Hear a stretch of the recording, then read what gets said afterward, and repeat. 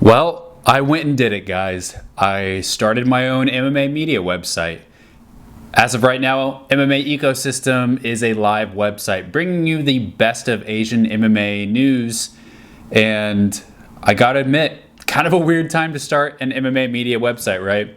I think as I was creating the website, I constantly had to think through, why am I doing this in the first place? And am I setting myself up for failure? I was thinking through how so many sports media websites are dying or are laying off their staff or having to fold. I mean, don't have to remind you of all the headlines we've been seeing. So why do it? Why start an MMA media website in 2024 when sports media appears to be dying? Well, as I was thinking through why it's actually dying, I started to get a little bit of hope. And before I tell you about that, why is it dying? Sports media is dying for not just one reason. Hard to pin it down. Probably some reasons that I'm not even thinking of. But a few things that came to mind. First of all, sports media is super oversaturated. Throughout the 2000s, 2010s, there were just more and more sports media websites being added to the internet, and there are so many now doing the exact same things eventually. And I think it finally hit that bubble. The bubble burst of sports media, of what fans can reasonably consume. And so I think also there's this weird trend of a lot of leagues in MMA. We have promotions, even management firms that are doing their own media and pushing out a lot of the legacy media independent companies in favor of being able to just produce their own media and spin the narrative their own way, whichever way they want to. Are there advantages of that? Sure, but there's also so much that we lose when we leave it up to the UFC to do all the media, where they're pushing out media. For example, have you guys noticed how so few MMA media members are breaking big fights now? It's almost always Dana White getting on social media and announcing these fights himself, which has, again, its advantages, but at the same time, I think there is something that we lose when that is broken by media members throughout the MMA industry. So I think it's shrinking because of reduced access as well. I think that it's shrinking in some sense because the rise of influencer sports media personalities, changing audience appetites, seeing a lot of influencers coming up and kind of doing their own thing, combining it with social media, which I have lots of thoughts on that. Not all bad, honestly, a lot of good with that. But I think that's another thing. Also, I think maybe one of the biggest reasons why it is dying is a lack of trust in institutions of authority. Honestly, that's a whole rabbit hole in and of its own. Applies to all of society, not just sports media, not just MMA media. But a few quick thoughts I had on that about why in our industry it seems to be a big problem is, one is political polarization is so bad in MMA media, where it feels like the majority of media members lean a little bit to the left, and a lot of the fan base and a lot of the fighters lean to the right. Definitely generalizing there, but I feel like we're constantly at war. We're pushing and pulling. The people that are entrusted to tell the stories have this political alignment, and the people that consume the stories have a different political alignment. So there's mistrust, there's fighting back and forth, and that takes a toll. I think that creates a lot of separation, division, and creates some distrust. I also think that there's a lot of unprofessionalism in the overall sports media industry. Anyone basically with a phone can create a social media account and create their own. I mean, that's literally, I'm telling you the story of what I did, and I'm not even coming to you claiming to be the most professional media member, but I am trying my absolute hardest to be as professional as I can. Despite that, there is so many people that can just tweet anything. I could literally get on my phone right now and tweet the main event of UFC 300, even though I have no idea what that is. I could tweet that. Some of you might believe it. And because of that, there's just like this cloud of disinformation and sketchy news that's always floating around everywhere. And not only that, but there's like apparently AI. There's AI bots that are creating articles.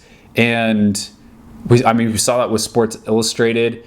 And so I think that also creates some distrust. There are literally different media outlets that are being paid to give certain people or promotions favorable coverage.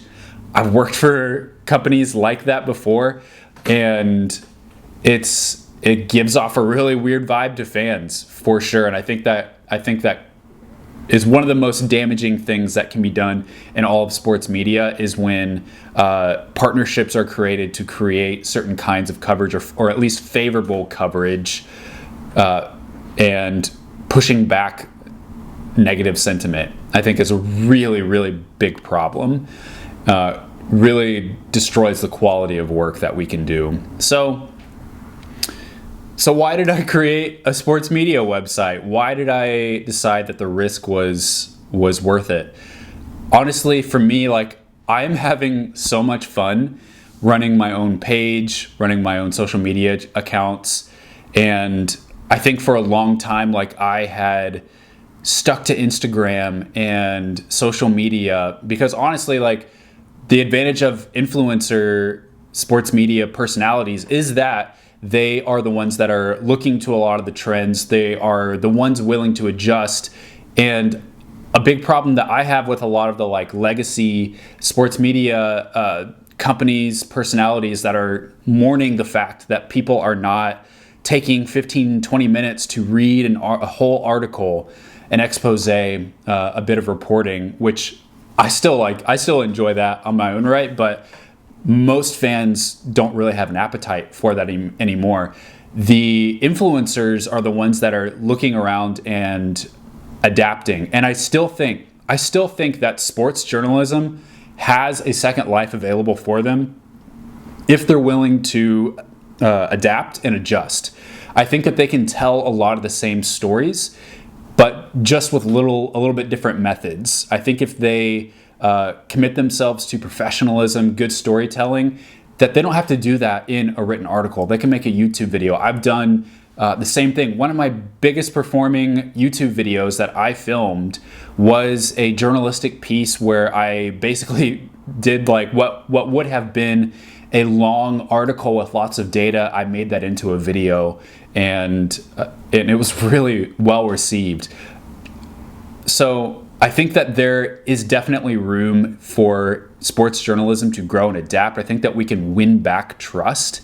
I think that we can win back trust if we resist a lot of these narratives of political polarization, that we're coding our language a certain way to fit a certain political party or alignment. And I think if we resist that and have honest conversations, I think if we grow in transparency as media members, I think we really can gain a lot of that trust. And absolutely, we have to double down on professionalism and stick and keep ourselves to these high standards that we hold ourselves to. I think that we can gain back trust and keep a voice of authority in the industry.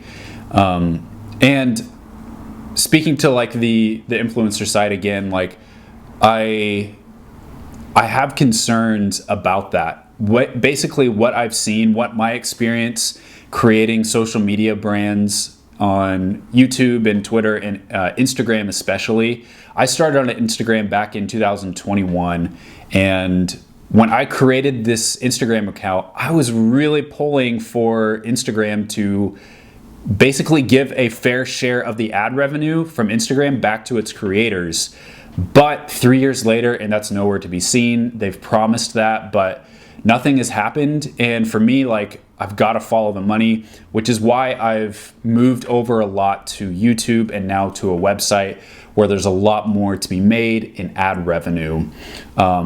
so many of these influencers I see are constantly putting their fortunes in the hands of Instagram and Facebook, which is kind of dead, but TikTok and these different things that honestly could come and go.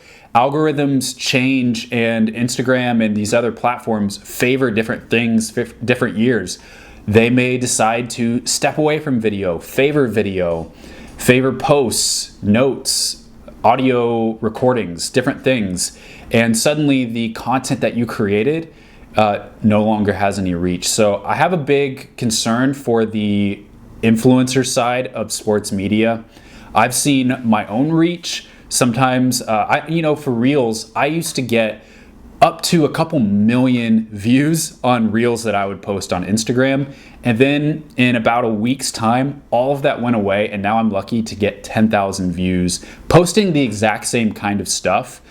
So honestly, I've just kind of pulled back. And, Instagram used to pay me $100, not a lot, but a little bit every month for just literally plays on my Reels. And about a year and a half ago, that's dried up. They stopped.